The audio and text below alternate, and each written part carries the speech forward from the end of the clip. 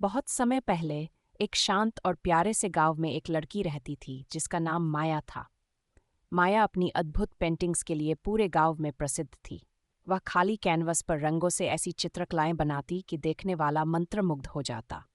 लेकिन माया की विशेषता सिर्फ उसकी कला में नहीं थी, बल्कि उसके पास एक जादुई पेंट ब्रश था जो उसने अपनी दादी से विरासत में पाया था।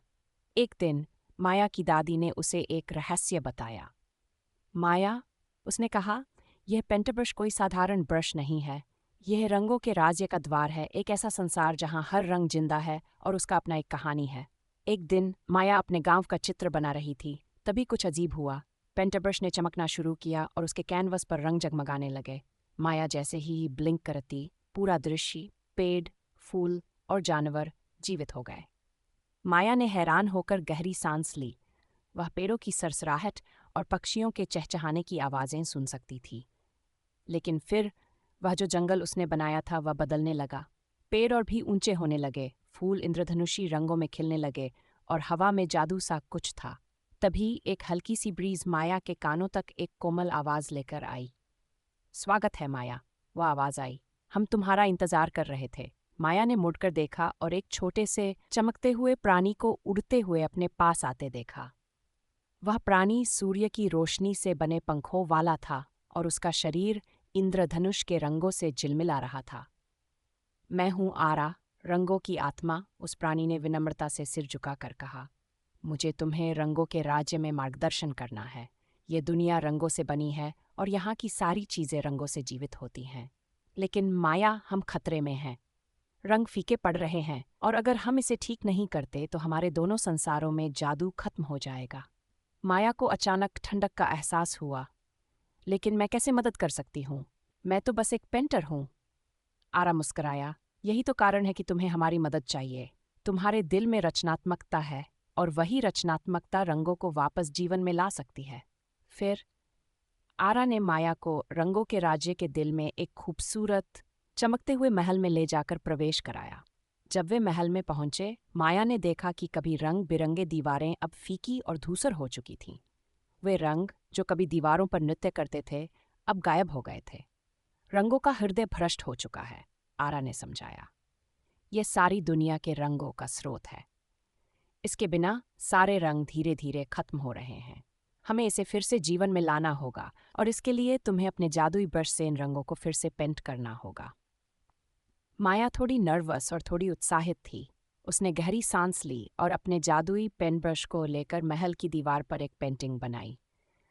जैसे ही उसने ब्रश को दीवार पर लगाया, कुछ अद्भुत हुआ। पेंट ब्रश ने चमकना शुरू किया और रंग उसकी स्ट्रोक से रोशनी के जैसे बहने लगे। हर स्ट्रोक ने दीवारों को जीवन दे दिया, रंगों से भर दिया। लेकिन जैसे ही माया पेंटिंग कर रही थी, कमरे के कोने में एक अंधेरे साए ने आकार लिया। वह एक काले स्याही से बना प्राणी था और उसने अपनी अंधकारपूर्ण शक्ति से रंगों को ढकने की कोशिश की। वह स्याही किंग था जो रंगों की दुनिया का शासक था। तुम अपने छोटे से ब्रश से मुझे हराने की सोच रही हो? स्याही किंग ने गुस्से से हंसते हुए कहा। रंग तो अस्थायी होते हैं, ये वैसे ही गायब हो जाएंगे जैसे सब कुछ गायब हो जाता है। लेकिन माया ने हार मानने का नाम नहीं लिया। उसने अपनी आंखें बंद की और अपनी पूरी रचनात्मकता को अपने ब्रश में केंद्रित किया। ब्रश और भी अधिक चमकने लगा और जैसे जैसे माया पेंटिंग करती गई, रंग स्याही किंग के अंधकार से लड़ने लगे। एक आखिरी साहसिक स्ट्रोक के साथ माया ने महल की दीवारों पर एक शानदार इंद्रधनुषी रंगों से भरी पेंटिंग बनाई। रंगों ने एक शानदार शो में विस्फोट किया और स्याही किंग का अंधकार हजारों टुकड़ों में टूट गया। रंगों का राज फिर से बच गया। रंगों का हृदय फिर से धड़कने लगा और राज्य में सबसे खूबसूरत और चमकदार रंगों से भर गया। पेड़, फूल और आकाश सभी एक सुंदर कैनवस की तरह रंग बिरंगे हो गए। आरा खुशी से माया के चारों ओर उड़ा। तुमने कर दिखाया माया, तुमने रंगों के राज्य को बचा लिया, आरा ने खुशी से कहा। माया मुस्कराई। उसके दिल में एक गर्म एहसास था। उसने कभी नहीं सोचा था कि उसकी पेंटिंग से इतनी जादुई ताकत निकल सकती है। इनाम स्वरूप आरा ने माया को एक खास तोहफा दिया, एक रंगीन पैलेट जो कभी भी फीका नहीं होगा। जब भी तुम पेंट करो माया, आरा ने कहा, तुम अपने आसपास की दुनिया में रंग और जीवन लाओगी। रचनात्मकता की जादू को कभी मत भूलना। माया ने अपनी जादुई पैलेट के साथ गांव लौटते हुए अब हर बार जब वह पेंट करती, उसकी पेंटिंग सिर्फ खूबसूरत नहीं बल्कि जीवन से भरपूर हो गई। गांव भी खिल उठा और माया को जीवन की पेंटर के रूप में जाना जाने लगा।